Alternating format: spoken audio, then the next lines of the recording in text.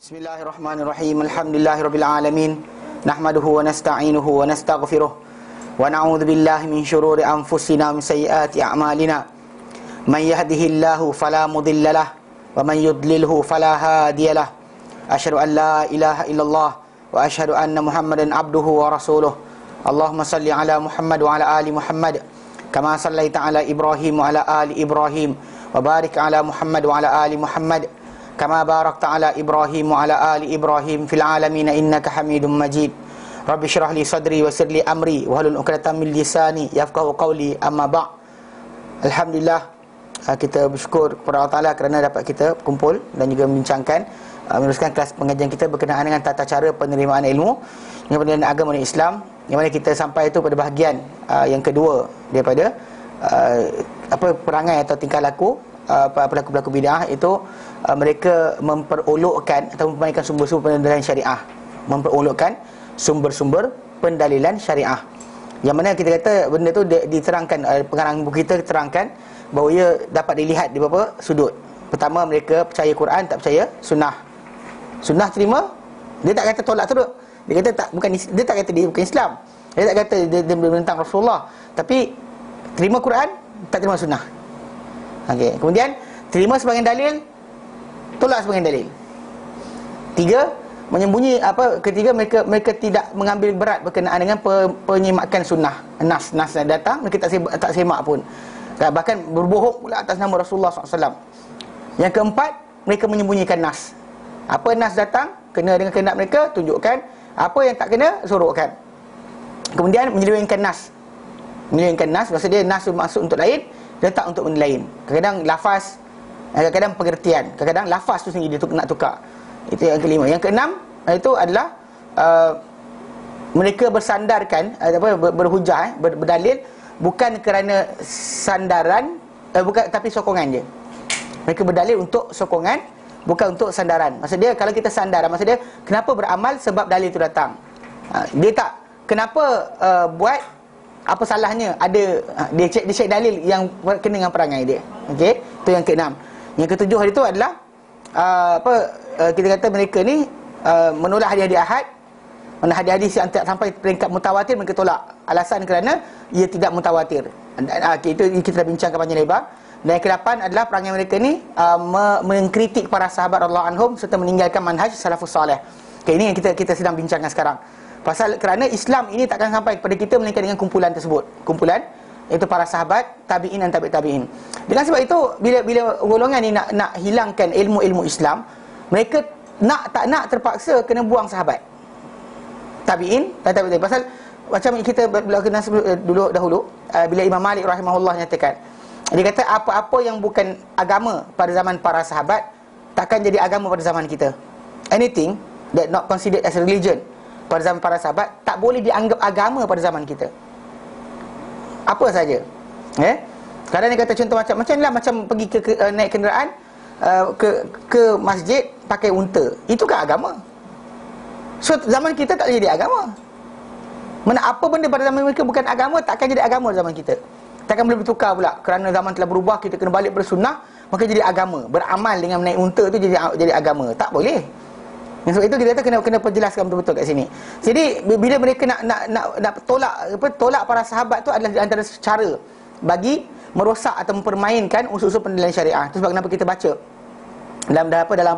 dalam bentuk-bentuk ni ada golongan pelaku bid'ah ni disampaikan peringkat mengkafirkan para sahabat, mengatakan para sahabat telah murtad dan sebagainya, untuk semata-mata supaya apa? Boleh masukkan mazhab atau fahaman dia. Okey.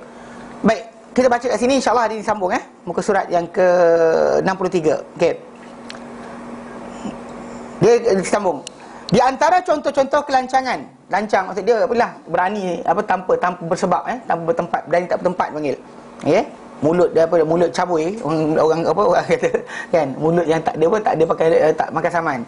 Okey, di antara kelancangan pelaku bid'ah dan celaan mereka terhadap para sahabat adalah berkata Amr bin Ubaid. Amr bin Ubaid ni terkenal sebagai ketua atau khalifah kepada golongan Mu'tazilah. Mana antara pendebat paling hebat lah dalam Mu'tazilah punya fahaman.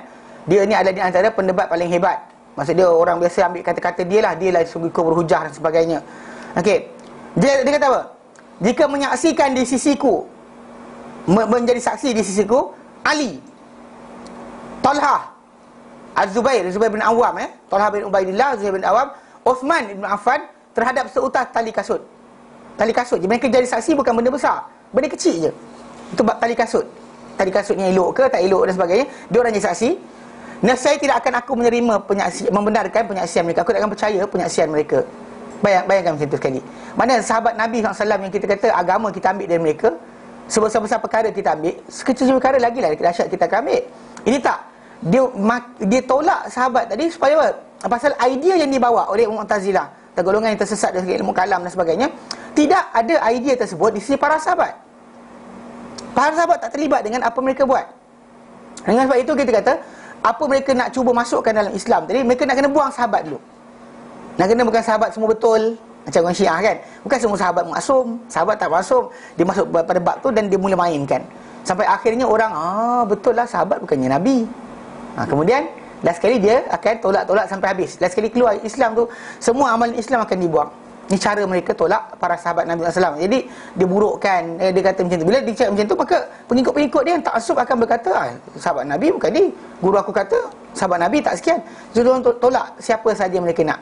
Okey. Apabila Yahya berkata pada Amr bin Ubaid, bagaimanakah hadis Hasan daripada Samurah, Hasan Al-Basri daripada Samurah ibn Jundub, mengenai dua saktah. Dua saktah tu tajwid kan lah dia. Bukan jap.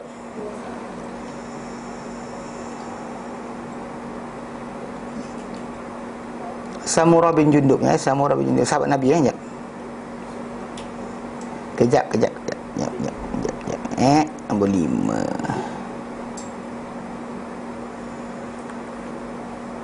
Amr bin Ubaid. Ni masalahnya terlupa. Baca balik. Sekejap. Sekejap. Samurah bin Jundub, sahabat Nabi. Sekejap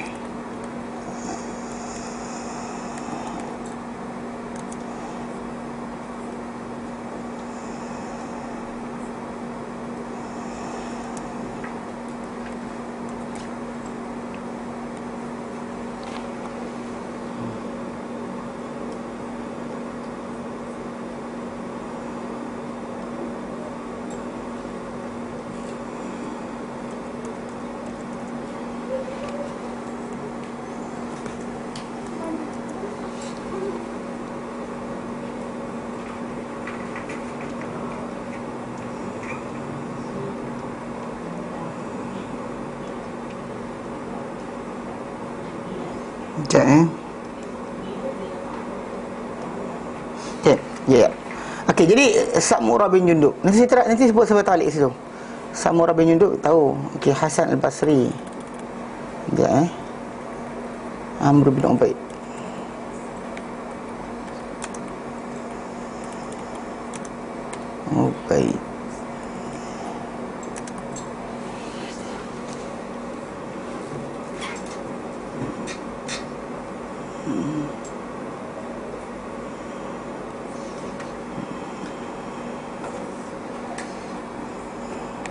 Samurah bin Jundub.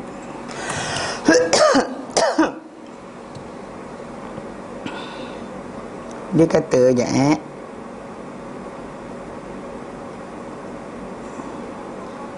ma nasna'u. Okey, jap. Dia kata sini. Dia kata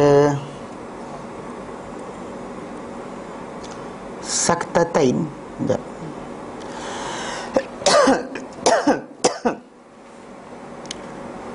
Dia dalam satu buku Al-Majruhin Ibn Hibban, dia sebut berkenaan Amr bin Ubaid ni, banyak benda dia sebut.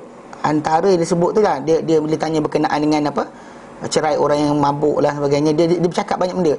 Antara benda yang disebut itu adalah, kejap, saktatain. Sepatutnya nota kaki ada tu, saya terlupa letak.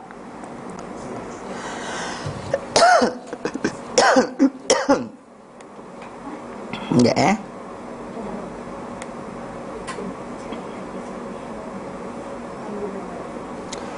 Amr bin Ubaid ini kita baca dah dulu sebenarnya tentang dia ketika mana bincangkan tentang tajuk apa? Golongan yang apa mentakwilkan ayat dan sebagainya ataupun golongan menolak nas. Okey, fikratan qabla qiraati. Qabla qiraati. Ni dia dua kali diam. Saktatain itu dua kali diam. Mana diam sebelum bacaan kan Allahu Akbar dalam solat kan Allahu Akbar, kemudian sebelum mula baca Nabi senyap sebentar, kemudian lepas waladhdallin amin Nabi diam sebentar. Jadi dua kali diam, itu panggil saktatain. Dan hadis itu diriwayatkan oleh Samurah bin Jundub. Okey, hadis itu diriwayatkan oleh Samurah bin Jundub. Okey. Jadi bila ditanya kepada Amr bin Ubaid berkenaan diam, pasal diorang dia macam ni tau. Dia gunakan akal, kenapa diam? Macam saya pernah dengar ada orang dia kata, kenapa kita diam bila baca solat siang hari, kenapa baca kuat malam hari? Kenapa Zuhur 4, Asar 4, kenapa Maghrib 3, kenapa Isyak 4, kenapa Subuh 2? Dia cuba fikir cara akal. Maka kita tahu bahawa ini ketentuan Allah Ta'ala. Dia bagi apa dia nak sebagai ujian untuk kita. Kalau kita jumpa dekat situ sebarang fadilat atau kelebihan atau hikmah, maka itu kita kata menyokong sahaja apa yang datang, tapi tidak menjadi sebab. Contohnya kita kata haram babi, kan babi itu haram dan sebagainya. Orang belajar kata betul babi ni haram. Kenapa? Sebab ada cacing pita dan sebagainya. Ada orang kata tuang ikut keluar cacing kan, macam-macam. Tapi nak kena fahamkan sekarang, kalau cacing pita tak ada ke, macam katalah babi organik bila babi style organik, makan vitamin setiap hari, tetap babi itu haram. Dia tak ada timbul tajuk dia akan jadi halal. Takkan jadi halal, mesti jadi haram juga. So dia tidak akan timbul apa benda tersebut menghilangkan apa sifat dia yang asal. So secara tak langsung kita kata sebab atau musabab yang kita belajar berkenaan dengan pengharaman satu benda, halal benda tu, dia boleh menyokong sahaja tajuk, tapi bukan menjadi sebab. So dengan sebab itu, contoh macam bila kata solat tu, diam ke, cakap ke, berhenti ke, lafaz dan sebagainya, semua benda berkenaan adalah di antara benda-benda yang kita buat kerana syariat. Macam Nabi bila diam lepas takbir sebelum qiraah, Nabi diam sebentar. Lepas tu lepas qiraah, nak baca qiraah surah berikutnya, Nabi berhenti sebentar, diam sebentar. Dua kali diam, tu maksud dia. Saktatain itu dua kali diam dalam solat. So hadis itu dikatakan oleh Samurah bin Jundub. So mungkin anak-anak murid dia tanya berkenaan kepada dia berkenaan dengan dua saktah, dua kali diam tu. Lalu dia berkata, apa engkau nak buat dengan Samurah? So Allah Ta'ala burukkan Samurah. Tengok, dia kata macam tu pada para sahabat Nabi SAW. Dan sekarang kita tahu bahawa macam ada hadis lain, macam Abu Hurairah radhiyallahu anhu punya hadis yang datang bila ditanya, dia kata, ya Rasulullah, sukutaka, diam engkau di antara takbir dan qiraah, apa engkau baca? Yang dia sumpah Abi anta wa ummi, minta supaya Rasulullah SAW bagi tahu apakah yang Nabi SAW sebut. Bahkan dalam hadis Bukhari Muslim tu datang, Nabi SAW kata, aku kata Allahumma ba'id baini wa baina khataaya, ya Allah jauhkan aku dari kesalahanku dengan kama ba'ta bain masyriq wal maghrib, macam kau jauhkan antara timur dan barat. So sampai habis dah doa tadi. Nabi ajar, Nabi sebut, mana ada Nabi baca benda lain. So diam di antara takbir dan qiraah tadi memang warid daripada sunnah Nabi SAW. Tapi golongan ni pasal dia nakkan idea, kan, dia tak ada idea dan sebagainya, dan dia kurang pegang berkenaan dengan tajuk yang hadis-hadis yang sahih. Dia main lah, tolak ini, ambil ini. Bahkan dalam teruk yang kata sini, masalah ini dia tolak sahabat tu sama macam tu sekali. Dia kata sahabat ni tak apa benda lah, kau nak buat apa dengan budak ni, dengan orang ni, dia sibuk macam tu. Kan, kalau Ali bin Abi Thalib pun dia buang, semua dia buang. Dia berkata juga, okey, dia juga berkata bahawa Ibnu Umar adalah seorang yang hasyu. Hasyu ni dia karakteristik lah, kepala suak dan sebagainya. Mana tak, dia burukkan lah mana karakter sahabat Nabi sallallahu alaihi wasallam. Kepala suak dan rambut tak ada sebagainya. Dia timbulkan macam tu. Dia kata Ibnu Umar adalah orang macam ni. Dia pasal dia orang kan ada idea, kalau rupa macam ni tak pandai, hidung macam ni tak pandai, hidung macam tu. Kita bayangkan dia sebut macam tu pada para sahabat Nabi SAW. Okey, so jadi ini bahaya pasal jatuhkan sahabat, kan, jatuhkan para tabi'in yang berikutnya. Matlamat dia untuk rosakkan Islam lah. Pasal orang-orang yang mengada-adakan amalan-amalan pelik dalam Islam, dia tak dapat nak lintas sahabat. Tak dapat lintas sahabat. Cabutlah dia, macam saya sering dengar ada orang kata, tapi ustaz, tarikat ni amalan dia datang daripada sahabat Nabi juga. Saya kata, kalau lintas sahabat Nabi, kenapa Imam Syafi'i tak tahu? Simple je. Kita ada ulama zaman yang sezaman yang jumpa sahabat, yang jumpa orang jumpa sahabat. Pasal kita kata Imam Syafi'i antara orang yang jumpa sahabat. Tabi'in. Dia jumpa orang jumpa sahabat. Okay. Kalau lah ilmu itu ada, amalan itu ada, kenapa Imam Syafi'i tak jumpa? Dan Imam Syafi'i bukan duduk dekat kawasan Mekah Madinah saja. Kan? Iraq dia duduk. Kan? Egypt dia duduk. So soalan sekarang ni, Yaman dia pergi. Kalau ada soalan dia, kenapa Imam Syafi'i tak jumpa? Lagi dahsyat lepas tu kan kita ni balik, ulama-ulama hadis yang datang berikutnya, yang mengumpulkan zaman tu zaman penulisan. Zaman Imam Syafi'i dah mula masuk zaman penulisan. Imam Malik sendiri dia mengarang kitab itu Muwatta', dia kumpulkan hadis-hadis Nabi SAW berkenaan ahli wal harian. Kemudian diajarkan, kemudian disebarkan. Hatta Imam Syafi'i rahimahullah, sebelum dia menjadi seorang yang alim berkenaan dengan fiqh dan sebagainya, antara benda yang dihafal setelah kitab Allah Ta'ala adalah Muwatta' Imam Malik. Cara Imam Syafi'i belajar. So dia belajar Quran, hafal Quran, dan dia hafal hadis yang berkaitan hukum hakam. Jadi faham tak macam mana kedudukan? Kalau ilmu itu wujud pada sahabat Nabi, dan kita tahu ilmu ni dalam Islam ni, bila Nabi kata dalam hadis yang sahih, Nabi kata dalam hadis yang sahih, Nabi kata man su'ila an ilmin, barang siapa ditanya tentang satu ilmu, okey, ya kana ya'lamuhu, yang diketahui, fakatamahu, disembunyikan, uljima bilijamin minan nar yaumil qiyamah, akan dikekang dengan kekangan api neraka pada hari kiamat nanti.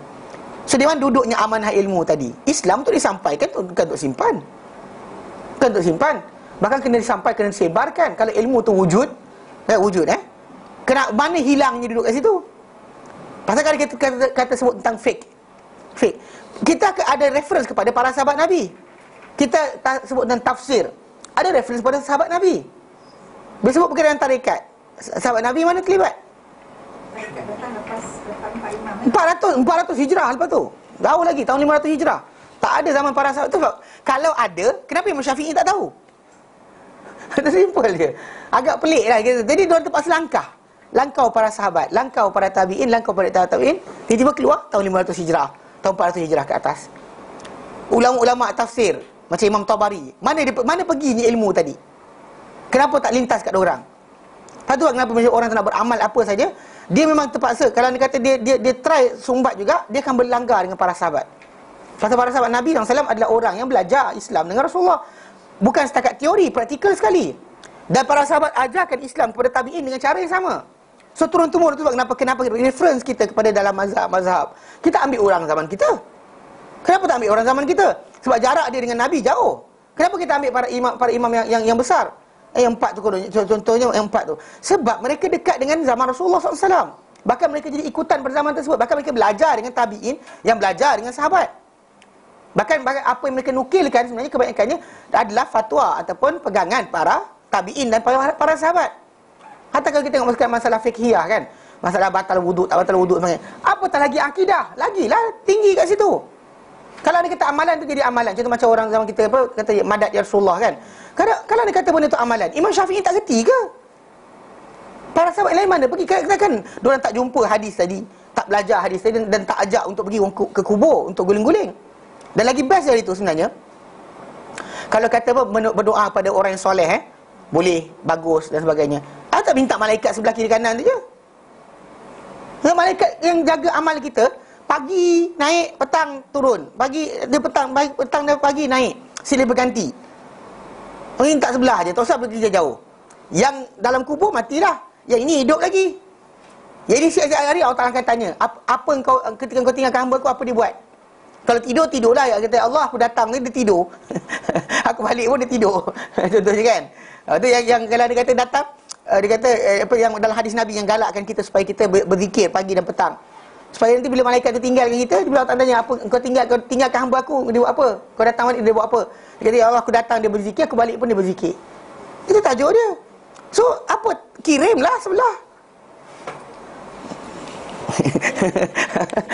Faham tak? Hidup lagi, hidup. Tak ada, dia bukan hadis. Hadis tu dah dhaif kalau hadis sekalipun. Kalau ni kisah dia. Tapi kalau lah benda tu jadi amalan, semua para sahabat akan ikut. Kenapa tak cari? Dan kemudian dalam masa sama, perbuatan orang di kalangan seorang di kalangan para sahabat Nabi SAW atau 2 orang. Yang kita kata kalau dia kata seorang 2 orang tadi buat, Macam kita balik pada kisah Jabir bin Abdullah dan lain-lain kan. Kisah apa, Skodeng, orang yang dipinang. Dia pinang perempuan, dia intai sampai dia rasa nak kahwin dengan perempuan tersebut.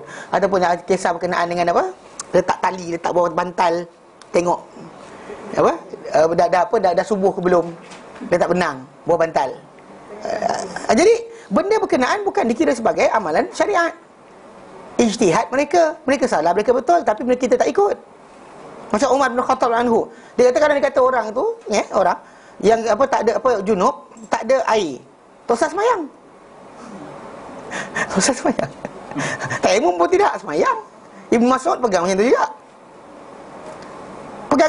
Pegangan mereka tidak menjadi amalan semua orang. Sebab apa? Jumhur para ulama dan para sahabat Nabi beramal dengan apa? Kalau anda kata tak boleh mandi, maka tayammum. Faham tak? Konsep dia kita faham. Jadi yang dua tiga orang ni ada fahaman tersendiri, tidak menjadi amalan. Bahkan kita bagi fatwa pada orang tu buat benda macam tu. Try keluar kat radio fatwa macam tu. Cakap, tak apa, kalau ni siapa tak ada wudu, tosah semayang. Cakap lah. Try cakap tengok. Berani sangat kan kita kata ada seorang. Macam tu orang menyebarkan fatwa berkenaan tajuk ni. Dia bersandar, bukan apa tau. Kalau ikutkan dalam lafaz tadi, lafaz yang kalau dicakap orang tu kata pada Nabi, dan Nabi dah mati, dia orang tu pergi kubur Nabi, ikut lafaz tak serupa pun. Para sahabat tak sebut madat. Sama lah tu. Sama mana samanya. Ini amalan awak. Sahabat tak buat macam tu. Lepas tu kalau ikut yang sahabat tadi, kat kubur tu, awak kena pergi kubur lah, minta. Bukan kat sini. Kalau sahih lah masalahnya. Tak sahih. Dan sering bina amalan di atas benda tak sahih. Pelik. Lepas tu ajak orang buat. Lepas tu kena tegur, lawan pula. Degil. Ni kita ada masalah yang berlaku dalam masyarakat kita. Dia degil. Belajar tak mau. Tu yang kita kata Imam Syafi'i tak reti ke? Oh, saya Imam Syafi'i. Abu Hasan Asy'ari, yang Imam Abu Asy'ariyah, dia ajar ke benda itu? Nak soalan nak tanya. Dia ajar ke? Adakah dia ajar benda berkenaan untuk dibuat? Buka dalam kitab ni, kita maka karangan ulama Asy'ariyah. Bukalah tengok, tunjukkan di mana duduk dia.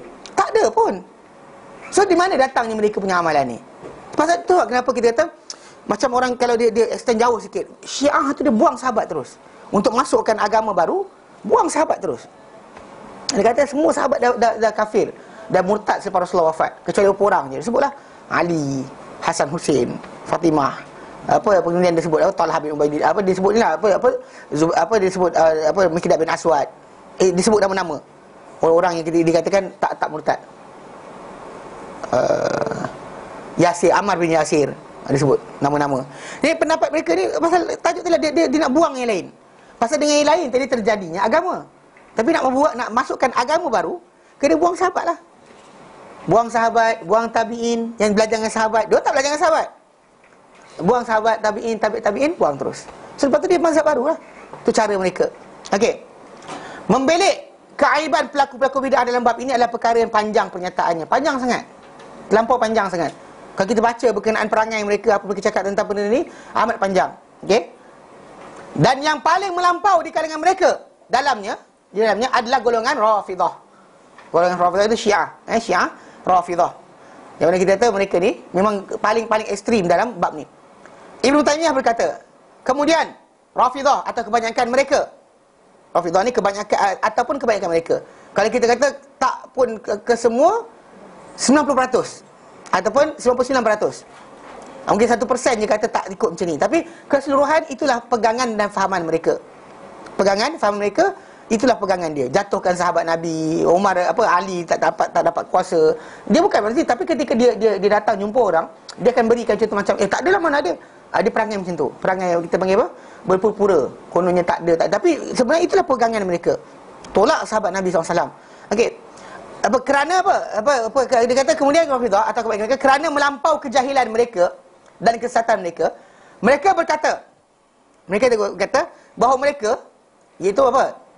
Yakni Abu Bakar dan Umar, dan sesiapa yang mengikuti mereka adalah kafir lagi murtad. Dan orang Yahudi Nasrani lebih baik daripada mereka. Ini macam saya tengok ada seorang penulis yang dalam KDN-nya ni, dia tulis, dia sokong, dia kata hari orang-orang Syiah tu terlampau sayangkan kepada Husain, tu dia buat macam tu. Dia macam apologetic. Dia pasal guru dia pun Syiah juga, punya Syiah bulu sunnah kan. Dia ni. Dia kat Malaysia sekarang disebarkan buku dia orang. Mengajar apa kitab solat sifat solat Nabi yang sahih. Pengarang buku tu yang bukannya yang Melayu, yang diterjemahkan, yang Arab dia tu, orang dia tu adalah fahaman dia Syiah berbulu Sunni. Memang kutuk sahabat ada dan sebagainya biasa. Anak murid dia datang duduk dalam KDN habis. Tu sebarkan benda ni. Kan ni bahaya kita sebenarnya. Bahaya. Tapi golongan ni dia akan ada macam nilah. Dia pandang orang kafir lagi baik daripada ahli sunnah. Dia boleh buat baik, boleh duduk diam dengan orang kafir, boleh sekian, dengan ahli sunnah tak boleh. Tak boleh, tak ada sama sekali.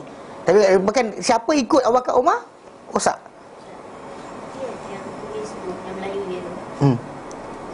Dia kata tak semestinya guru dia tu dia pun sama dengan itu kita kata pengambilan ilmu itu. Pengambilan ilmu tadi. Dari mana dia ambil ilmu? Kadang kata dia ilmu dia ambil daripada itulah sebab kenapa kita kata orang tu belajar kedoktoran, kalau dah belajar dengan bomoh, lepas tu kita bagi dia pisau suruh bedah orang. Nak? Tak semestinya dia tak ikut bomoh tu bicara. Macam tu. Mana boleh? Pasal urusan ini adalah agama. Itu yang Imam Malik kita, ini urusan dia adalah agama. Macam Imam Malik kata, damuka walah muka, dia darah dan daging kamu. Tengok dia siapa kamu ambil. Berbeza dengan benda lain, berkenaan contoh macam air ke, bekalan air ke, bekalan sekian. Benda-benda tadi lain. Barang-barang, peralatan, Jepun ke Korea ke Mak Saleh. Tak kisahlah Eropah ke Amerika. Benda tadi pasal barang. Itu pun kat situ ada orang yang tegas kena ambil Muslim dahulu. Tapi ini kita kata berkenaan agama, kepercayaan kita, akidah kita. Mana boleh kita nak follow kiri atau kanan? Kalau itulah guru kita. Dan nak tahu orang tu betul taksub guru dia ke tidak, dia terjemah buku guru dia je. Dia kata kalau dia kata buku guru dia je betul, orang lain tak betul, dia habislah. Apa tadi, kalau dia kata kalau betul dia ni seorang yang beramal yang ikut kaedah sunnah kan, ataupun kita kata mazhab Syafi'i, tak payahlah terjemah buku guru dia, terjemahlah buku guru-guru pondok. Ambil buku pondok yang lama terjemahkan. Lagi betul. Kenapa nak ajarkan buku guru dia yang ada fahaman pelik? Kita kata guru tak ada faham pelik, kenapa sebarkan buku guru tu berkenaan? Kat sini kita kata idea sebenar. Dia kata walaupun guru saya macam tu, saya tak semestinya. Tak macam tu. Pasal dia memang terkenal berperangai atau bersifat macam tu. Contoh macam ada artikel dia tulis ni saya ambil daripada semalam saya baca. Okey. Dia punya ini yang Melayunya lah. Yang Melayunya. Okey. Contoh apa kata-kata dia? Dia ada artikel dekat Facebook, dia letak cinta agama dan ahli bait. Okey, ketika tulis benda ni, dia sebutlah berkenaan dengan mayat seorang kanak-kanak perempuan yang hanya nampak kepala temui di bawah runtuhan rumahnya yang musnah akibat serangan Zionis di Gaza semalam. Jangan beli barang Amerika Syarikat kerana keuntungan disalur kepada Israel untuk membunuh umat Islam. Ni kata dia first. Lepas tu dalam dia cerita tu tiba-tiba dia keluar. Okey, dia kata apa? Bergantung kepada budaya setempat. Ashura versi Syiah disambut seperti di ibu kota Tehran, Iran, Karbala dan di Iraq, Lucknow di India dan Nabiti di selatan Lebanon. Malah tidak ketinggalan di selatan tempat termasuk Malaysia.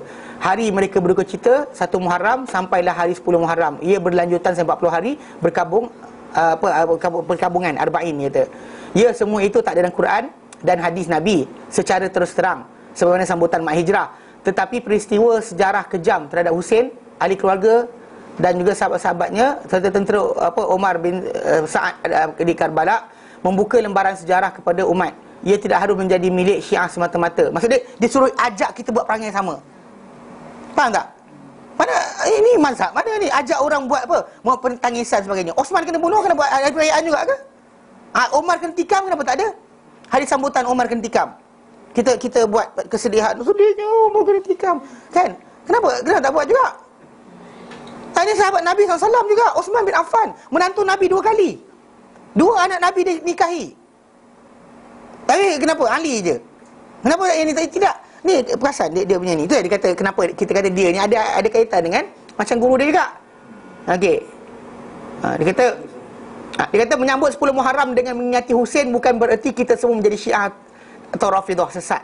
Tetapi mengingati kesyahidan di Karbala adalah sebahagian rasa cinta sayang pada belahan jiwa Rasulullah sebagaimana yang diulang sebut. Nampak? Ni artikel dalam YouTube, dalam dia punya apa? Dalam dia punya Facebook. Kadang-kala kerana faktor budaya setempat, ada yang terdorong melukakan badan mereka. Mungkin ingin merasai penderitaan Husain dan keluarganya. Ini artikel seorang penasihat agama Kementerian Dalam Negeri. Mana boleh macam ni?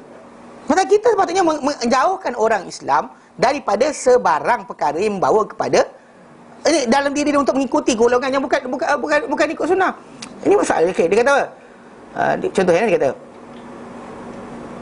penderitaan di Palestin terasa dekat di hati. Ahli sejarah Al-Makrizi dalam kitab Al-Khuttah, sebagaimana yang dipetik daripada tulisan Jamaluddin Rahmat, menyebut dinasti Fatimiyah Mesir menjadikan Ashura sebagai hari duka cita mengenang kematian Husain di Karbala. Ketika Bani Ayyub merebut Mesir, mereka jadikan hari itu sebagai hari gembira. Salahuddin Ayyubi, orang yang buat kerja apa? Menghalau tentera salib daripada Palestin. Dia buang kerajaan Fatimiyah di Mesir itu, dibuang oleh dia. Dia satukan kerajaan-kerajaan itu untuk lawan, kalahkan tentera salib. Tentera salib datang daripada Eropah masuk ke Palestin. Tengok sekarang ni dia jatuhkan siapa? Dia dalam kerana dia puji keluarga kerajaan Syiah. Dia jatuhkan, dia kata keluarga Bani, dia kata kerajaan Bani Ayyub, dia kata kat sini. Dia kata kerajaan Bani Ayyub. Ketika Bani Ayyub merebut Mesir, mereka jadikan hari itu hari gembira. Okey. Dia kata melanjutkan tradisi orang Syam yang merintis oleh Hajjaj pada zaman Abdul Malik bin Marwan. Dia nampak Syiah. Memang idea Syiah terus. Dia kata untuk catatan sepanjang ratusan tahun hijrah, mimbar di masjid zaman Umayyah disuruh mengutuk Imam Ali. Nampak? Ini idea ni Syekh Uthman Khamis telah jawab. Bila mana ada orang kata zaman Bani Umayyah naik, Ali dikutuk di atas mimbar tiap-tiap hari Jumaat. Yang bestnya, yang peliknya kan, kalau Ali dikutuk atas mimbar, zaman Bani Umayyah, keluarga Rasulullah SAW, Hasan, Husain dan sebagainya, terima hadiah daripada, contoh macam Muawiyah bin Abi Sufyan, dia sentiasa bagi hadiah pada isteri Nabi, bagi hadiah pada, bahkan Hasan dan Husain tiap-tiap tahun ketika hari raya akan datang jumpa Muawiyah, ambil hadiah. Siapakah orang yang bapak dia kena kutuk dengan orang tu, dia pergi pula kutip hadiah daripada orang tu, orang yang kutuk bapak dia? Logik ke soalan? Nak tanya soalan. Bapak kita kena kutuk, kita pergi, kita sekian. Ini permainan sebenarnya. Syiah buat. Tak ada benda berkenaan. Kalau anda kata benda itu ada, saya akan disampaikan kepada kita oleh ulama-ulama hadis. Tapi kerana tak ada orang reka lah. Adakan cerita supaya nampakkan buruk benda tadi. Takkanlah Imam Syafi'i rahimahullah kalau dibaca mungkin anda tak kutuk kerajaan Bani Umayyah. Takkan Imam Ahmad bin Hanbal kalau dia tahu berkenaan, takkan dia tak keji golongan berkenaan. Soalan mudah aja. So sekarang apa idea? Jadi ini tulisan yang orang apa kita kata yang dia kata kalau guru saya Syiah sekalipun, saya tak semesti Syiah. Tapi tengok tulisan dia. Ini dalam Facebook dia. Ni ada salah seorang di kalangan apa orang daripada Jakim keluarkan balik. Copy paste. Pasal dia sebut berkenaan perkara ni. Jadi dalam Facebook dia sebut macam tu. Maksudnya dia apologetic atau simpatik kepada perbuatan Syiah lukakan badan tu. Dia kata macam kita kata ada juga dalilnya. Ada juga hujahnya. Idea mana? Faham tak? So konsep kumpulan ni dia memang golongan Rafidhah ni memang tak boleh ni. Dia nampak sahabat Nabi ni tak boleh ada. Tu dia tolak sahabat ni tolak. Tapi cara tolak tu halus. Orang tak perasan. Tapi kalau saya perasan, dia akan nampak ujung tu nanti orang tu akan tinggalkan terus Ahli Sunnah wal Jamaah punya mazhab. Cara dia halus, cukup halus. So kalau dia kata kita tak faham dan tak tahu berkenaan dengan tipu daya mereka, jangan sembang dengan kumpulan ni. Mereka memang dilatih apa tajuk kena sebut dan sebagainya. Tapi kita kata mana dalil nak pakai untuk kita berbincang, diorang tak ada satu dalil yang khas. Semuanya pecah. Nak pakai Quran? Oh, Quran tak ni, ada cara penterjemahan yang lain. Kan? Macam kita sibuk berkenaan dengan apa? Ahli bait itu hanyalah apa Ali Hasan Husain dan sebagainya. Okey, dia ambil lah hadis Aisyah radhiyallahu anha ceritakan Rasulullah pegang kain, kata masukkan Ali dan sebagainya. Adapun ayat Al-Quran itu sendiri sebenarnya datang dalam konteks isteri-isteri Nabi. Ya nisa'an Nabi, ya nisa, dan surah Ahzab. Tengah Allah Ta'ala bincangkan berkenaan wahai isteri-isteri Nabi, wahai isteri-isteri Nabi, wahai isteri-isteri Nabi. Allah ceritakan kenapa apa benda mereka boleh buat, mereka tak boleh buat. Dan akhirnya Allah kata innama yuridullah yudhibu ankum rijsa ahlil bait wa yutahhirukum tathira. Allah Ta'ala hanya ingin untuk menghilangkan daripada kamu kotoran dan bersihkan kamu dengan sebersih. Itu lafaz yang Allah Ta'ala letakkan dalam surah Ahzab selepas konteks berkenaan dengan apa? Isteri Nabi. Datang orang tak, Ahlul Bait ni bukan isteri Nabi. Gila ke? Kan? Orang mana bersama Nabi, tidur bersama Nabi SAW, hidup bersama Nabi SAW, bukan ahli keluarga Rasulullah SAW. Bukan Ahlul Bait. Mana yang Ahlul Bait ni hanyalah yang mana apa? Keturunan darah Nabi SAW saja. Ni kena betulkan balik. Bahaya, benda macam ni bahaya. Jadi orang makan main-mainkan. Jadi kadang dinampakkan Yahudi dan Nasrani lagi baik daripada orang-orang. Kerana apa? Orang kafir asal lebih baik daripada orang yang murtad, dia kata. Orang kafir asal lebih baik daripada orang yang murtad. Dan saya, ni Ibn Taymiyah kata, dan saya telah melihat ini dalam beberapa buah kitab mereka. Betul? Saya pernah di ketika di Yaman ada orang bagi saya buku yang Syiah sungguh. Dia bagi saya pinjam, saya baca. Tak boleh ni lah, macam benda pelik dan tu. Ada berkenaan dengan Nabi tidur di antara Ali dengan Nabi tidur antara Ali dengan Fatimah lah. Kemudian ada yang Nabi cium Fatimah dekat mulut dan sebagainya. Ini tak boleh masuk dalam kepala. Kita baca tu kata la ilaha illallah. Buruk. Memang bodoh. Kehidupan Nabi SAW yang bersih, yang suci, rosak habis. Pasal memang kita kata ada sikitlah tendensi macam idea kepada apa tau? Kepada golongan-golongan ahli kitab Yahudi, yang mana mereka dalam kitab baik ini Old Testament tu, kita baca kisah sikit tau. Saya baca awal, dia tak nampak kisah. Baca Solomon punya kisah, David punya kisah, dia akan baca awal tak ada masalah. Kalau baca sampai habis, akan jumpalah macam Nabi Sulaiman dikatakan oleh mereka termurtad. Setelah mana? Tidak menyembah Tuhan macam menyembahnya David. Dia kata Daud. Sulaiman kahwin banyak. Jadi Sulaiman ikut agama isteri-isteri dia, menyembah berhala. Ini kata-kata mereka dalam Old Testament. Mana ada para nabi dikatakan berzina dengan menantu, berzina dengan anak sendiri dan sebagainya. Bukan sikit. Nuh AS dikatakan lepas turun mendarat kapal, dia jadi tukang buat arak. Dan dia mabuk minum arak. Faham tak apa idea dia? Burukkan para nabi, lepas tu kita akan tolak agama. Contoh ada orang kumpulan ni kan, dia burukkan sahabat sikit. Tapi tu tak? Tu sebab kenapa dia naikkan Ali, kemudian Husin. Hasan ada, Hasan tak ambil. Kenapa ambil Husin?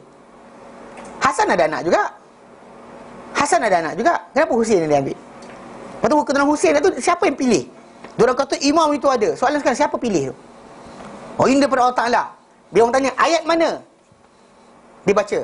Dalam Quran Allah Ta'ala nyatakan, inni ja'iluka linnasi imama. Cakap pada Ibrahim, Allah nyatakan kau sebagai imam. Lepas tu dalam ayat yang lain Allah Ta'ala nyatakan pada Adam, inni ja'ilun fil ardi khalifah. Apa kaitan dengan keluarga atau keturunan Husin? Tak dapat jawab, dia pusing pula. Kalau jumpa dua orang, itu tajuk dia. Imam ni adalah sekian. Pasal sebenarnya diorang pilih tu ikut idea diorang. Bahkan kadang-kadang ditipu atas nama keluarga Rasulullah SAW bersih daripada benda berkenaan, tapi dikatakan ke atas mereka dengan macam-macam kata-kata. Itu yang pelik dia Baik. Jadi dia kata ini 3 hari ni ada orang yang sebarkan. Dia kata Hasan Nasrullah kata malam ni Palestin ni kena serang dan sebagainya, suruh baca ayat sekian. Nabi tak pernah ajar suruh baca-baca ayat tertentu. Kalau kita habis kuat pun dalam Quran ajarkan kita supaya kita hasbunallahu wa ni'mal wakil. Itu je kita lafazkan. Memadai untuk kita Allah Ta'ala, dan juga dialah sebaik-baik tempat pergantungan. Itu je lafaz yang diajarkan. Adapun membaca ayat tertentu untuk kalahkan musuh, tak ada. Kan? Sebab dalam Islam ada jihad.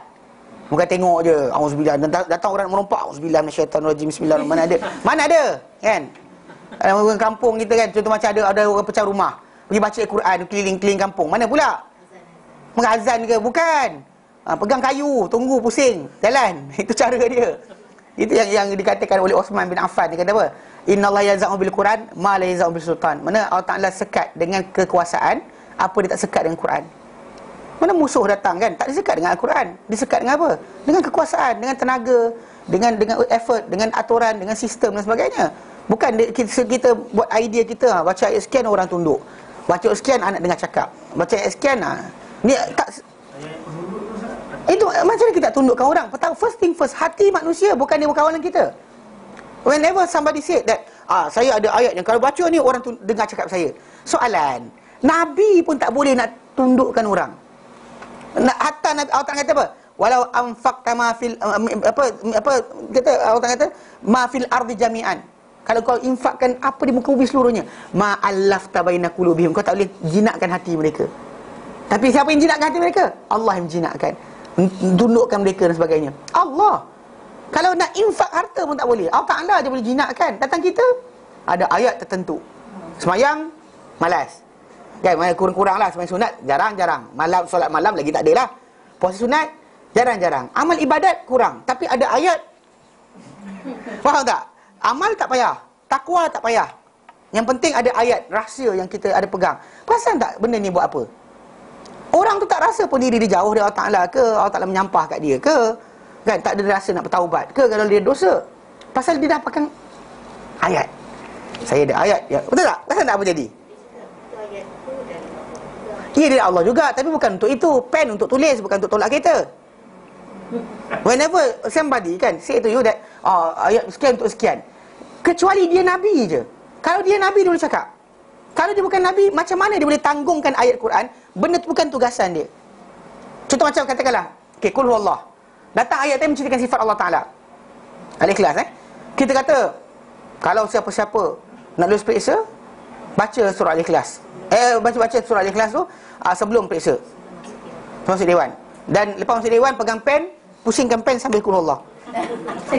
Buat macam tu, pusing-pusingkan pen tu, pusing Qul huwallah, Allah samad, lam yalid walam yulad, Qul huwallah 30 kali. Kalau kita, okey, saya tak boleh point kan. Boleh tak saya buat mereka? Tak boleh. Kenapa tak boleh? Mana boleh buat macam tu? Okey, soalan, apa hak dia orang buat kerja macam tu? Ayat ini untuk apa, anak dengar cakap. Ni siapa ustazah mana tadi? Ni kata gatal panggil. Ni panggil gatal. Lain kali kata kalau tak tahu diam. Tu sebab kenapa kita kata tahu. Satu benda bila banyak sangat berceramah ni, tak ada masa nak revise. Seriously.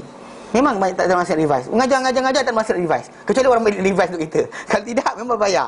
Jadi dengan sebab itu biasanya, okey, bila orang tu dia ceramah, lepas tu nanti kan dah habis idea. Dia cakap, apa lagi nak cerita lepas ni ah. Jadi kan, start from that point. Kan? Dia akan berlaku lah. Macam ada orang dulu start apa kat televisyen tu. Ya, dia ada dua pakai serban. Seorang tu yang keluar hukum bukan. Mula-mula tu cerita bab tajwid. Best, sedap lah benda. Start dia cerita bab hukumnya, habis. Yang baru ni ada seorang juga. Ya, Assalamualaikum warahmatullah. Assalamualaikum warahmatullah. Mazhab mana? Tak, serius, pergerakan. Sebenarnya lafaz itu serentak dengan pergerakan macam kita. Bukan banyak Allahu Akbar, gerak macam mana? Mana gerak dulu ke cakap dulu? Serentak. Macam juga masalah Assalamualaikum warahmatullah, serentak.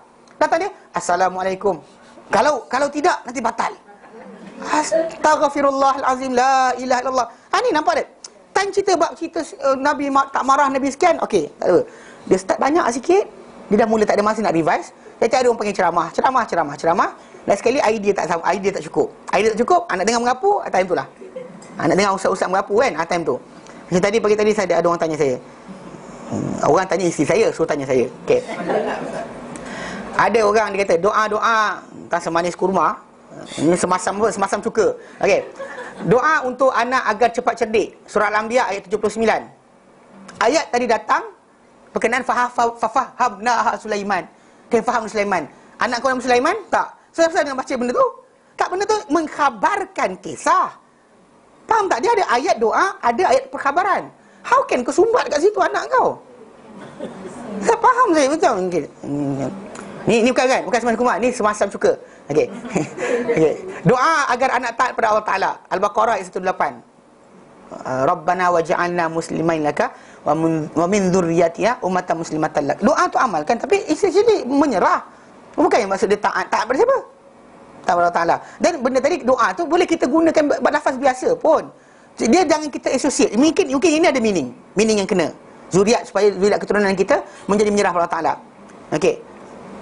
Tapi wa min dzurriyyatina tu sebahagian, bukan semua. Okey, tak apa. Okey. Kemudian doa anak soleh Ali Imran 38. 38 Ali Imran. Macam-macam tahulah. Pelik kan, marah kan, dia kata ustaz garang. Tapi Ali Imran 38. Ali Imran 38 bunyi dia Hunalika ada Zakaria Rabbah kan. Maksudnya ada kaitan. Apa kaitan dengan dia? Faham tak? Bukan baca ayat tu, ambil doa tu ya. If you want to take doa, ambil doa tu. Rabbi habli, itu yang dibaca.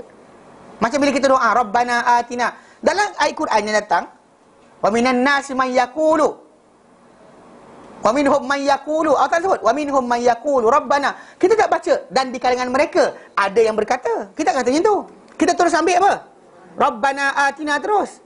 Bukan kita ambil wa minhum man yaqulu. Salah. To derive the doa, deriving the doa from ayat Quran, yes. Macam hari tu baca apa, kisah apa? Maryam doa untuk anak dia jangan diganggu oleh syaitan.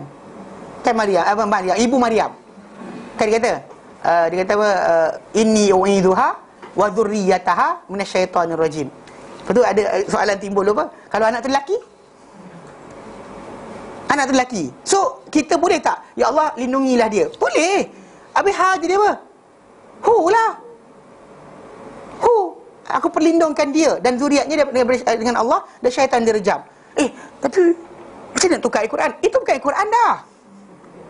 Pasal doa Maryam, dia sebut ayat tu panjang. Ayat tu panjang. Maksud dia kita bukan datang dengan lafaz itu saja.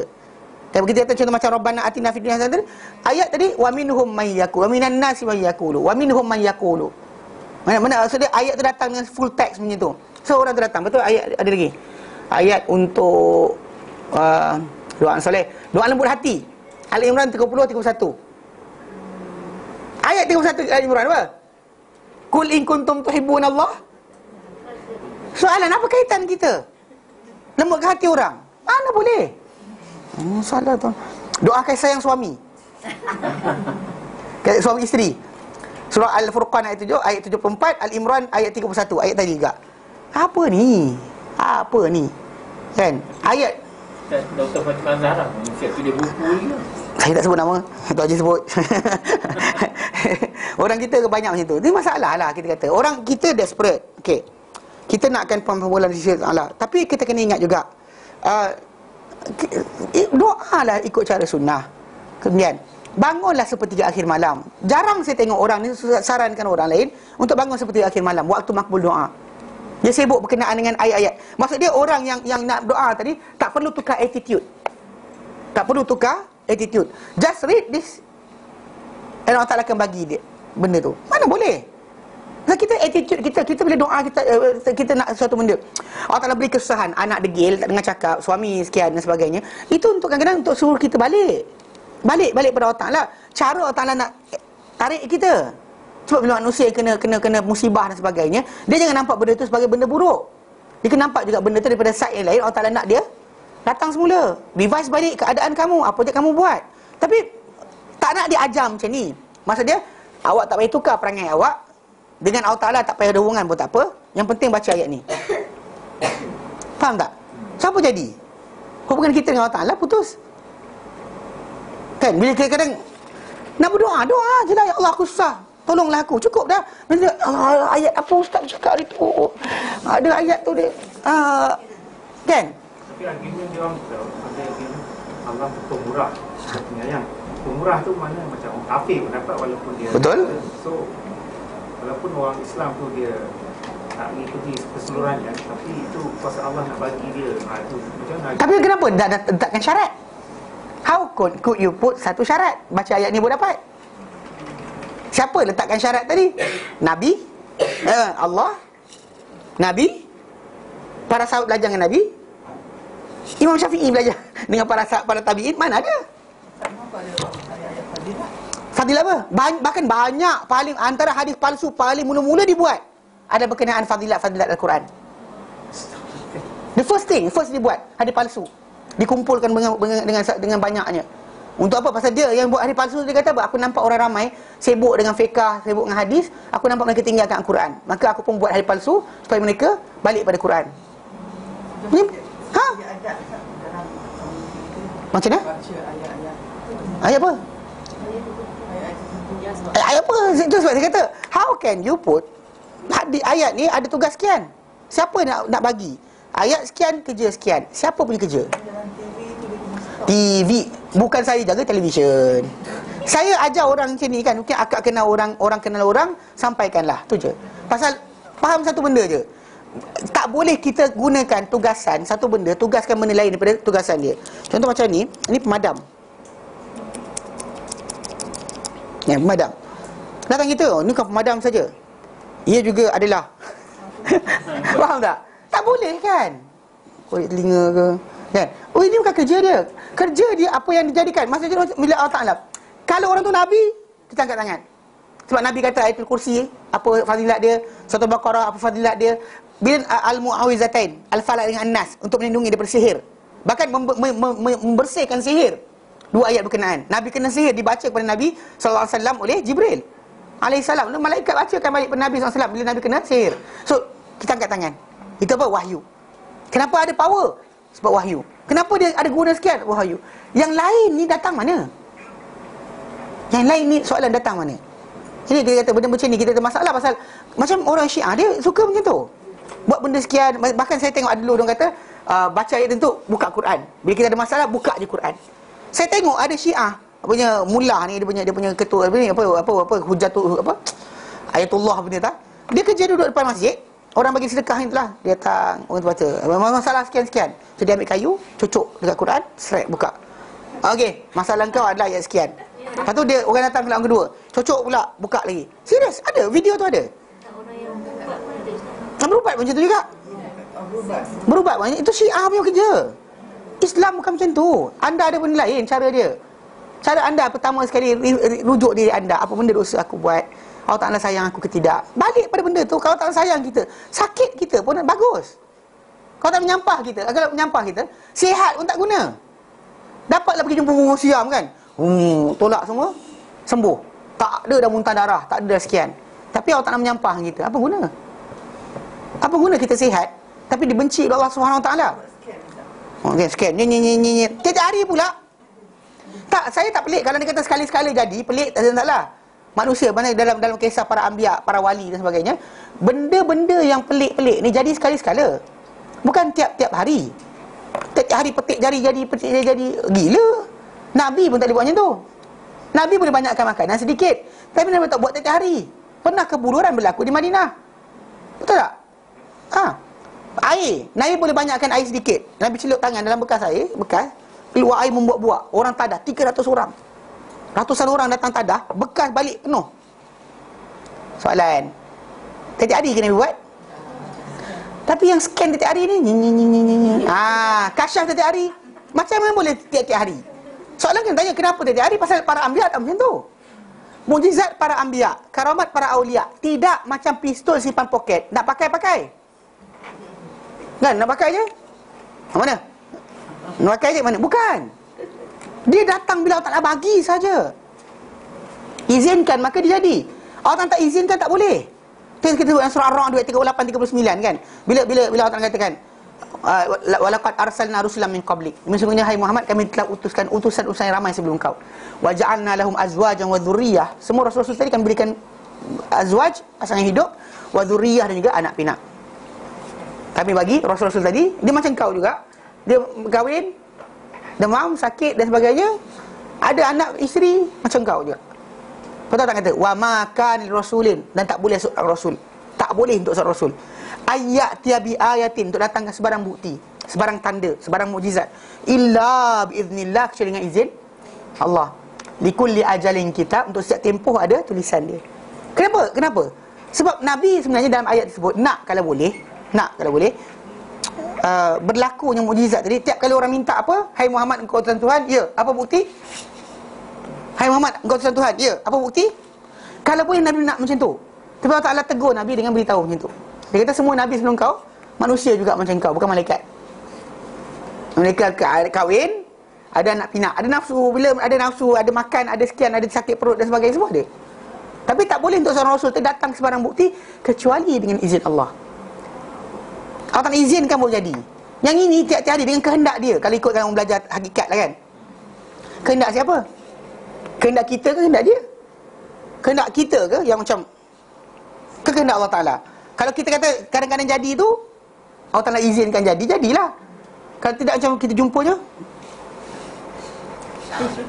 tiap-tiap hari boleh buat, pelik tu. Dia kata kita berusaha, Allah tentukan. Masalah sekarang itu kita kata Nabi tak boleh buat tiap hari, kita buat tiap harinya kan. you do it every day. Nabi tak boleh buat tiap hari, anda buat tiap hari. Pelik tu. Pelik. Sahabat Nabi lagi hebat daripada mana-mana wali. Macam Umar bin Khattab pernah sekian, macam benda kan. Tapi bukan tiap hari dia buat. Bukan every day, every time, anytime, anywhere, bukan. Dia jadi bila waktu tertentu saja. Allah Ta'ala nakkan jadi.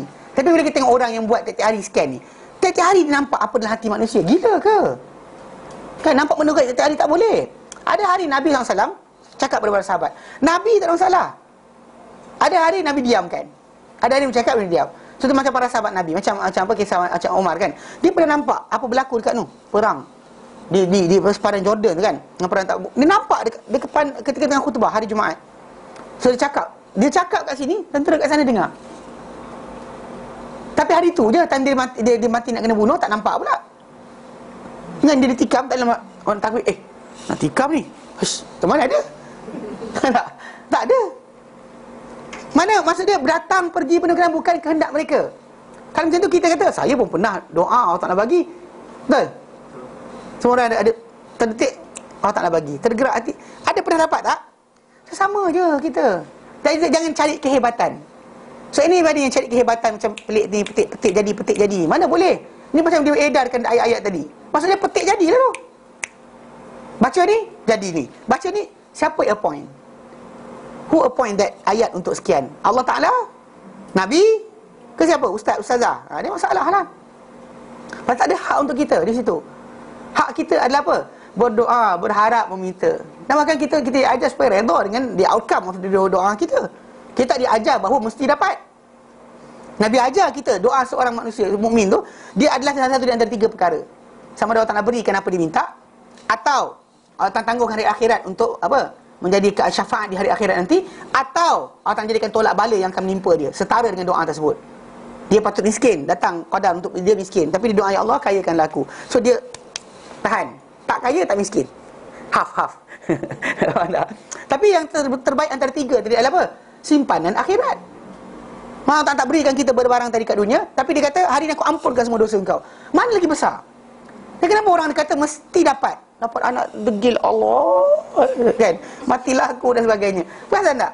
Dia lupa kepada masalah ujian Allah Ta'ala. Hatta para Nabi Nuh AS, anak dia kafir. So dia gagal.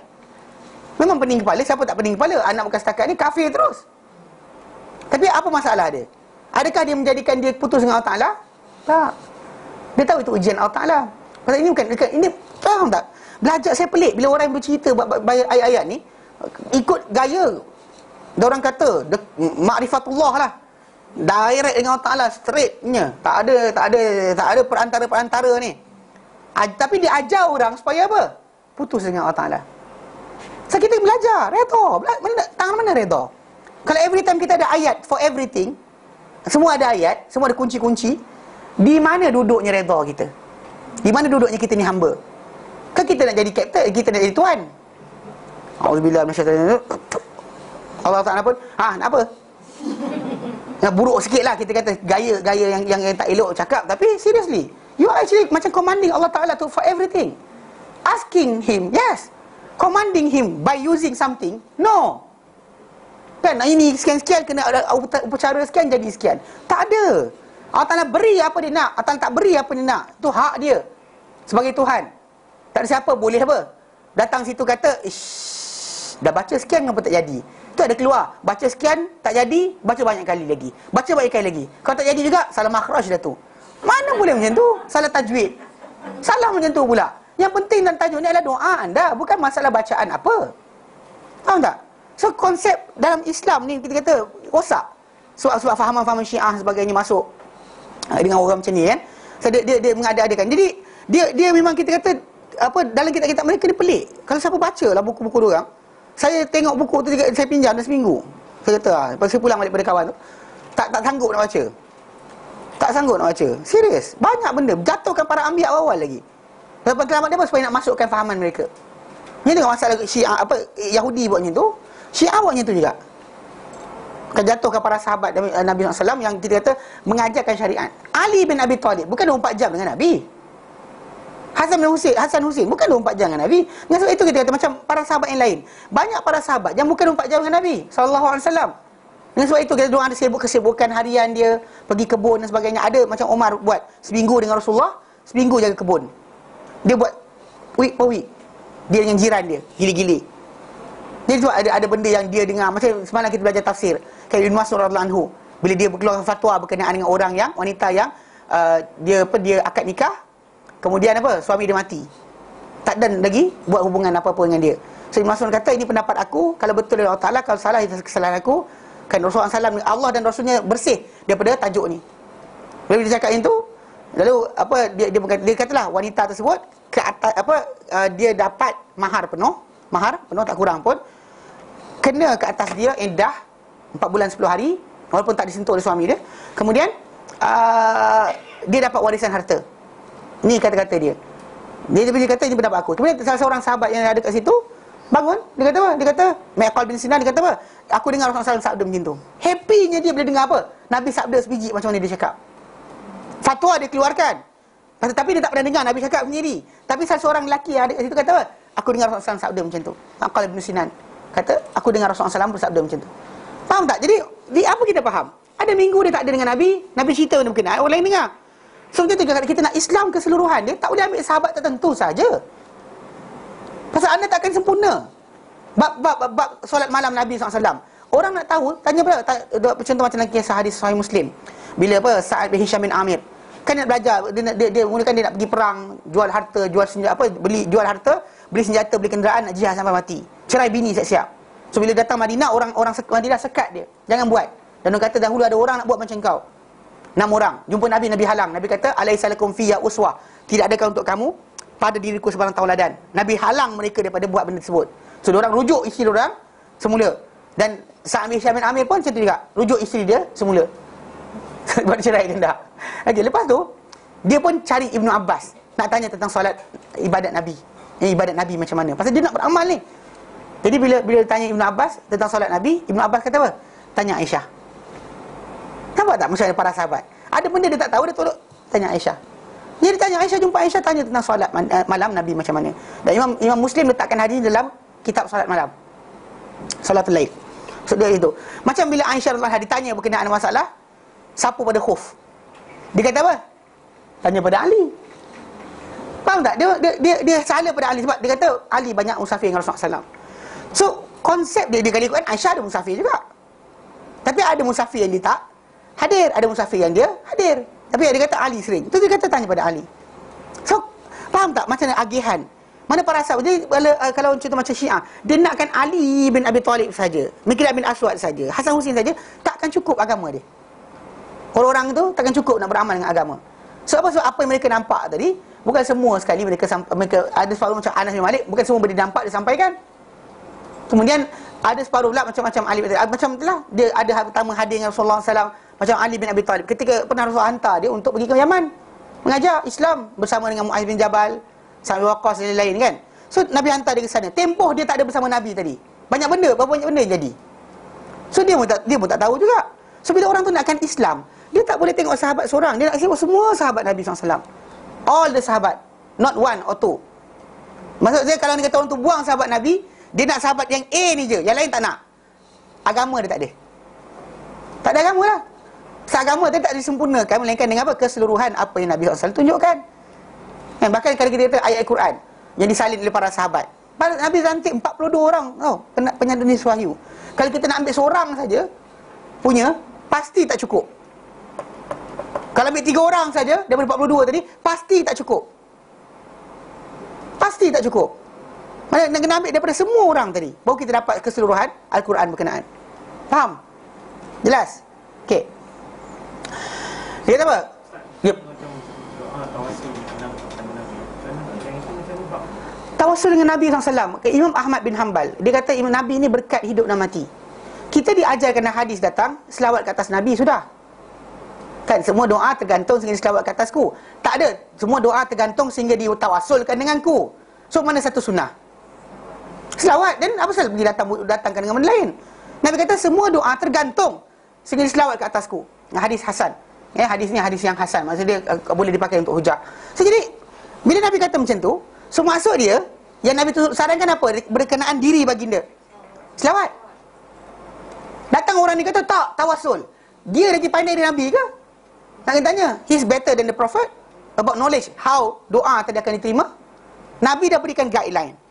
Quran tunjukkan guideline. Contoh macam berkenaan dengan doa ni, kena macam surah Fatihah kan, puji Allah, sanjung Allah, agungkan Allah Ta'ala. Hadis Nabi terangkan selawat ke atas Nabi SAW. Dan bahkan Quran suruh kita selawat ke atas Nabi. Sekarang ni datang orang kata bukan selawat, bukan puji pada Allah Ta'ala saja, tapi kena sebut tawasul dengan Rasulullah SAW. Datang mana? Nah, soalan datang mana? Nabi punya ajaran takat ni, dia punya sampai sini. Soalan, Nabi kan cakap pada sahabat tadi kata, alaisa lakum fiyya uswah, tiadakah untuk kamu pada diriku sebarang tauladan? Mana engkau nak masuk syurga Allah Ta'ala, engkau nak doa kamu makbul dan sebagainya, bukankah aku contoh kamu? Kan Nabi dah berikan contoh terbaik. Kenapa ada orang kata-kata pandai nak tukar lagi?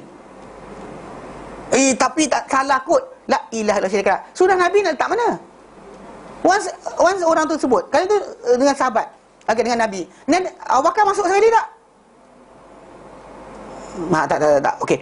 Malaikat Jibril, Mikail, Israfil, Munkar, Nakir, masuk sekali malaikat-malaikat.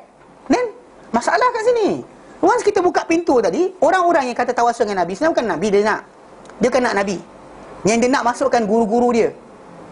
Syekh Abdul Qadir Jailani, Syekh Badui, Syazili, semua tarekat-tarekat tadi, dia nak sebut nama guru kat situ. Dia panggil dalam istilah tarekat ni Rabitah.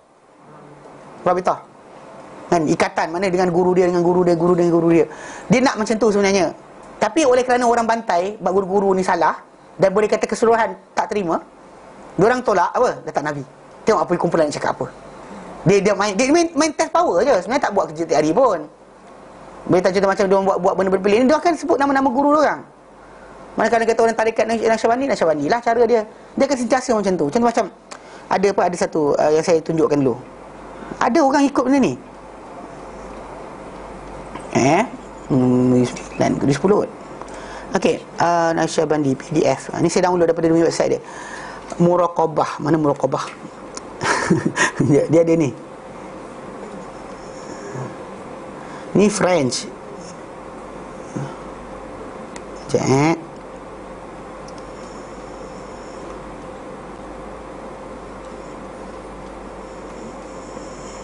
Melayu cahaya kot.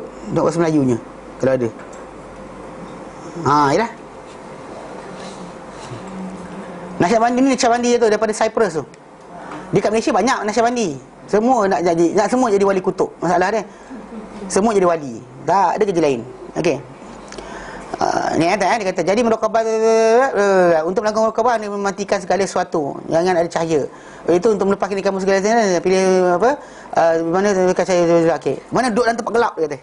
Bayangkan ni kamu berada dalam liang kubur, atau saat sebelum masuk liang kubur itu, dari dunia ini merasakan sekian. Okey, tak dia kata apa?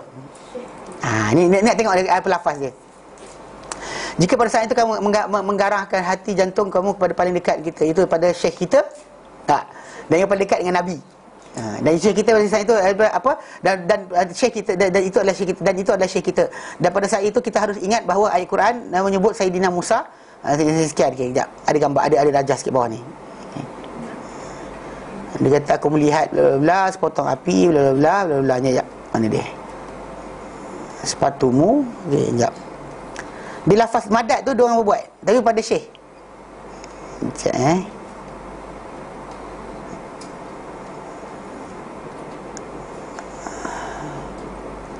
Kejap dia ada lafaz-lafaz dia. Ni banyaklah pula lafaz dia pula. Ni macam ni je, sekejap. Doa kamu, jasad kamu. Sekejap. Dia kata fokus, doa, forgive me. Baca doa sambung hati kamu 5 minit. Okey, megang tangan Syekh. Syekh masuk dalam hati kamu. Sekejap. Yang bahasa Inggeris dia ada. Sekejap, lafaz dia. Memang lafaz madat tu ada. Astagfirullah, ni dia. Kemudian dia kata ya Allah, ya Sayyid sama Syekhmu, ya Mahdi, ya Siddiq, ya Allah, ya sekian. Sekejap pula diorang ni. Banyak benda sesat je, payah pula kita cari. Dia dah sesat, kita cari payah. Tak, bukan nak tunjukkan pasal dia kata madat tu kan. Dilafazkan sebenarnya kat situ. Kita cari muka surat. Oh, dah habis muka surat. Bukan. Okay, ni. Sekejap. Dia ada bahasa Inggeris dia. Sekejap Muraqabah French. French ada.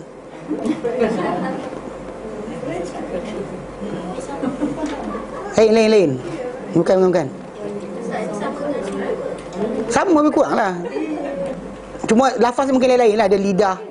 Terbalikkan lidah, dia kata sekian. Bersihkan mulut, kejap. Dia ada macam-macam benda sekejap. Macam cerita apa? Meditation, soul meditation, mind meditation. Mana entah? Sekejap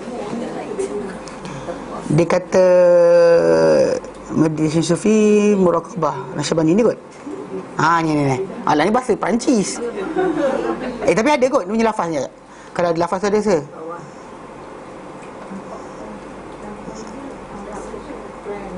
Ini French. Dia ada lafaz dia sebut. Madat ya Syekh, madat. Ni. Ni. Dia kata apa ni kena baca kan? Baca ni sembahyang 2 rakaat, sebut syahadah, kalimah syahadah 3 kali, kemudian astagfirullah 100 ke 200 kali, surah Ikhlas qul huwallah 3 kali, Fatihah, baca Fatihah. Okey, 200 kali sebut apa? Madat ya Syekhi, madat hak ya Maulana Syekh Nazim Haqqani. Madat ya Syekh. Dia sebenarnya sebut itu. So madat Rasulullah ni dia lapik. Untuk orang Syekh dia lah. 200 kali dah banyak lah. Yang ni madat. Yang tu nasyid tu banyak kali jadi serupa juga. Bukan Syekh dia buat kan, orang-orang dia buat. Mana ini dia ajar, takkanlah tiba-tiba dah jadi pula. Dia ajar, ini dia ajaran dia. Lepas tu format dia, lepas tu kemudian bila orang tu dah buat kan. Saya jumpa seorang dekat Masjid Ghufran dia buat macam ni. Tengah-tengah Jumaat tu. Dia lidah. Aku tu rasa betul macam lidah ke atas. Kecil juga. Lepas tu dia tak lidah kena tolak atas dia kata. Kemudian bayangkan tangan situ. Tu. Inna Syabandi Muhibbin. Yang mana apa dulu yang masuk Malaysia baru ni baca doa kat kubur tu. Yang Syekh Hanana pun sama juga. Kan? Baca doa kat kubur minta dengan apa? Kalau bukan kau kami minta, kami sebenarnya kami minta pada siapa? Minta pada Allah lah. Singapura. Habib Noh. Lepas tu kan dia bayangkan semayang pun dalam Syekh dia. Nampak dalam. Kemudian apa? Dan semayang bawa kereta pun dalam Syekh. Pakai sarung Syekh. Pakai sarung Syekh dia. Bersarungkan Syekh. Duduk tu mana dalam Syekh. Ni Syekh dia lah ni. Ni masalahnya nak nampak. Perkataan madat tu siapa pakai? Diorang. Bantuan.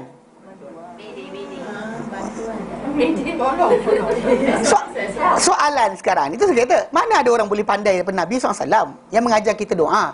Doa Nabi SAW tak ada pun madat pada aku. Nabi tak pernah cakap itu. So sekarang ni kalau diorang kata buat juga, diorang ikut siapa soalan? Sunnah siapa? Memang sesat lah masalah dia. Cuma soalan sekarang ni kita kata dia macam, tapi ada cerita orang kata Abu Bakar buat tak? Imam Syafi'i buat tak? Umar buat tak? Tapi okey. Kata-kata ini dia kata adalah sebesar kata-kata yang diadakan terhadap wali-wali Allah yang bertakwa. Maksudnya kata-kata paling teruk dilafazkan pada mana-mana orang dia kata apa? Kekasih-kasih orang-orang dengan Allah Taala, itu para sahabat. Mana ada orang lebih mulia banding orang selepas para anbiya? Ijma' para ulama berkaitan perkara ni. Mereka orang paling mulia lepas para sahabat, lepas para anbiya, para rasul, para anbiya, orang paling mulia para sahabat. Allah Taala pilih mereka. Orang yang kalau anda kata orang rosak, agama kita sekarang ni adalah rosak. Kalau para sahabat tak jujur, tak amanah, khianat dan sebagainya, agama kita sekarang ni tak pakai. Tu apa ni betul? Kalau kita tak pakai kan? Ada betul, ada salah juga. Soalan. Kalau para sahabat rosak, agama kita dapat rosak jugalah. Di sini yang kita kata gambaran yang berlainan. So Allah Ta'ala sebut dalam Quran surah Al-Hujurat. Allah Ta'ala kata apa? Wa'alamu anna fiikum Rasulullah. Allah Ta'ala kata pada kita beritahu pada para sahabat sebenarnya. Asalnya ayat ni pada para sahabat. Dan ini ayat yang para ulama nyatakan karakteristik para sahabat ni tidak sama seperti orang lain. Allah Ta'ala pilih mereka, Allah jadikan mereka ni special. Special mereka ni sebab apa tahu? Mereka tak jadi macam bangsa-bangsa lain. Bangsa-bangsa lain sebab para anbiya dihilang, mereka akan mula bertelagah. Dan juga apa? Mula akan tinggalkan agama, tinggalkan syariat, tinggalkan agama berkenaan, tak buat langsung. Okey. Allah Ta'ala nyatakan surah Al-Hujurat, Allah Ta'ala nyatakan ayat yang ke-7. Yang ini, ayat ni memberitahu kita sahabat ni siapa. Allah Ta'ala kata, wa'lamu anna fikum Rasulullah. Ketahuilah bahawa di tengah-tengah kamu tu ada Rasulullah, ada utusan Allah Ta'ala. Utusan Allah. Lau yuti'ukum fi kathirin min al-amri. Kalau dia taati kamu, diikuti kamu pada kebanyakan perkara. Contohnya Rasul ni ikut, kan, kalau ikut Rasulullah SAW, keliling baginda ni semuanya orang-orang yang ada kaitan dengan baginda. Abu Bakar dengan Umar, siapa dia? Pak mentua dia.